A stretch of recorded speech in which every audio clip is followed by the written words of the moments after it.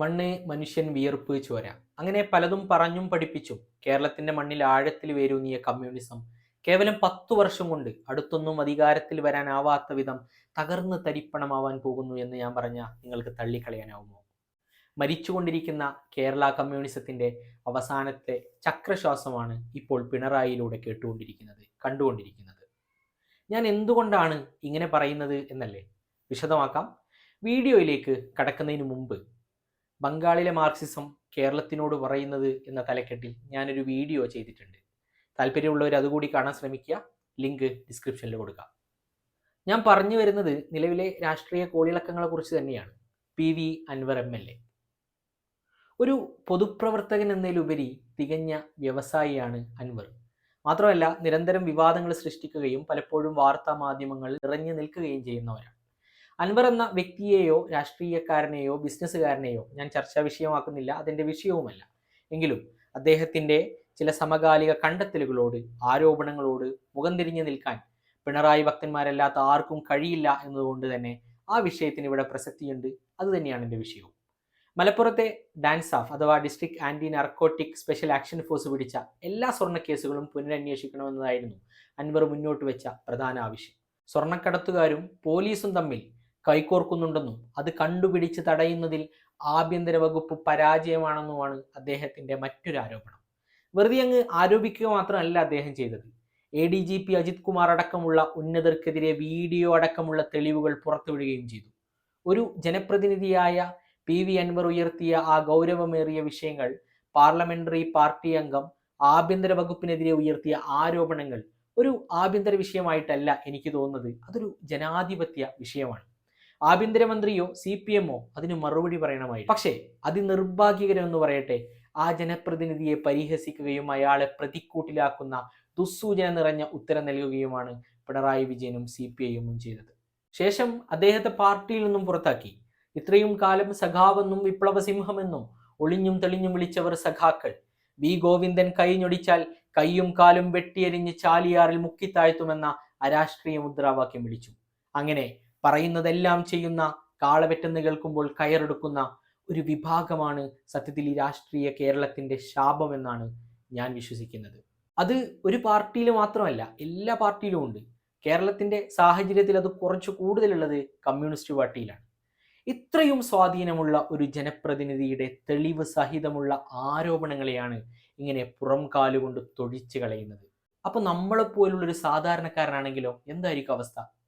ഇനി എൻ്റെ വിഷയത്തിലേക്ക് വരാം. എന്തുകൊണ്ടാണ് കേവലം 10 വർഷം കൊണ്ട് അടുത്തൊന്നും അധികാരത്തിൽ വരാനാവാത്ത വിധം തകർന്ന് തരിപ്പണമാവാൻ പോകുന്നു കേരളത്തിലെ കമ്മ്യൂണിസം എന്ന് ഞാൻ പറയുന്നത്?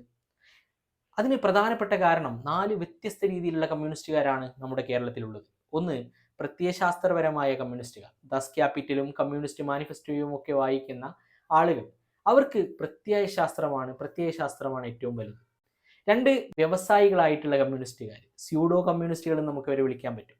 തികച്ചും കമ്മ്യൂണിസ്റ്റ് പ്രത്യയശാസ്ത്ര വിരുദ്ധമായിട്ടുള്ള ജീവിതം നയിക്കുന്ന, എന്നാൽ മാൻ പവർ കൊണ്ടും മണി പവർ കൊണ്ടും പാർട്ടിയെ മുന്നോട്ട് കൊണ്ടുപോകുന്നവർ. മൂന്നാമത്തേത്, വിപ്ലവകാരികളായിട്ടുള്ള നേതാക്കളായിട്ടുള്ള വൈകാരികമായി പാർട്ടിയെ കാണുന്ന കമ്മ്യൂണിസ്റ്റുകാർ. ശരിയോ തെറ്റോ അവർക്ക് പാർട്ടിയാണ് വലുത്. 4ാമത്തെ വിഭാഗം, രാഷ്ട്രീയ ബോധം ഒട്ടുമില്ലാത്ത കമ്മ്യൂണിസ്റ്റുകാർ, നമ്മുടെ നാട്ടിലെ ചില ചെറുപ്പക്കാരെ പോലെ. നിങ്ങൾ ഇതിൽ ഏത് വിഭാഗത്തിൽ പെടുന്നവരാണ് എന്ന് എൻ്റെ വീഡിയോ കാണുന്ന കമ്മ്യൂണിസ്റ്റുകാരൊന്ന് ഇരുത്തി ചിന്തിക്കുക. ഇനി നമ്മൾ ഈ പറഞ്ഞ 4 വിഭാഗത്തിൽ ആര് വോട്ട് ചെയ്തിട്ടാണ് ഈ കമ്മ്യൂണിസ്റ്റ് പാർട്ടി ഇത്രയും കാലം അധികാരത്തിൽ വന്നത്? സത്യത്തിൽ ഇവരുടെ ആരുടെയും വോട്ട് കിട്ടിയിട്ടല്ല. സാധാരണക്കാരായിട്ടുള്ള ആളുകൾ തികഞ്ഞ രാഷ്ട്രീയ ബോധ്യത്തോടെ ഞങ്ങളുടെ വികസനത്തിനും ജനാധിപത്യ മൂല്യങ്ങൾക്കും വില കൽപ്പിക്കാൻ കമ്മ്യൂണിസ്റ്റ് പാർട്ടിയാണ് കേരളത്തിൽ ഉചിതമെന്ന് വിശ്വസിക്കുന്ന ഒരു വിഭാഗമാണ്, സാധാരണക്കാരാണ് കേരളത്തിലെ കമ്മ്യൂണിസ്റ്റ് പാർട്ടിയെ വിജയിപ്പിച്ചത്, അധികാരത്തിലെത്താൻ സഹായിച്ചത്. സത്യത്തിൽ അതൊരു വിശ്വാസമായിരുന്നു, മനുഷ്യത്വത്തിന് വില കൽപ്പിക്കുന്നു എന്ന വിശ്വാസം. അല്ലാതെ പല അന്ധം കമ്മികളും അന്ധമായി വിശ്വസിക്കുന്ന പോലെ കമ്മ്യൂണിസ്റ്റ് പാർട്ടിക്ക് വോട്ട് കൊടുത്തവരെല്ലാം പാർട്ടിക്ക് മനസ്സ് കൊടുത്തവരല്ല. വർഷങ്ങളോളം വോട്ടായി മാറിയ ആ വിശ്വാസമാണ് ഈയിടെ സഖാവ് പിണറായി വിജയന്റെ നേതൃത്വത്തിലുള്ളൊരു വിഭാഗം കളഞ്ഞുകൊണ്ടിരിക്കുന്നത്. ഏകദേശം നഷ്ടപ്പെട്ട ആ വിശ്വാസം PV അൻവറിന്റെ സംഭവത്തോടെ പൂർണ്ണമായും നഷ്ടപ്പെട്ടു എന്ന് വേണമെങ്കിൽ നമുക്ക് പറയാൻ പറ്റും.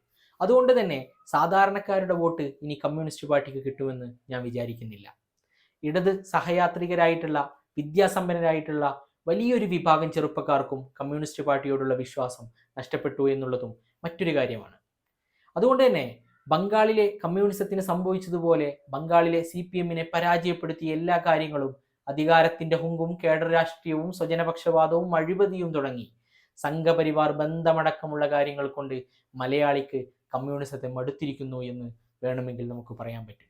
അതുകൊണ്ട് തന്നെ ഒരു സംശയവുമില്ലാതെ പറയാം, അടുത്ത തെരഞ്ഞെടുപ്പിൽ CPIM-ഉം CPI-യും ഉൾപ്പെട്ടിട്ടുള്ള ഈ ഇടത് പാളയം ഒരു പ്രതിപക്ഷ കക്ഷിയായി മാറുകയും അടുത്ത തെരഞ്ഞെടുപ്പുകളിൽ സാഹചര്യത്തിൽ മാറ്റങ്ങളൊന്നും തന്നെ ഇല്ലെങ്കിൽ 3-ാം സ്ഥാനത്തേക്ക് പുറന്തള്ളപ്പെടുകയും ചെയ്യുമെന്നുള്ളതിൽ യാതൊരു സംശയവുമില്ല.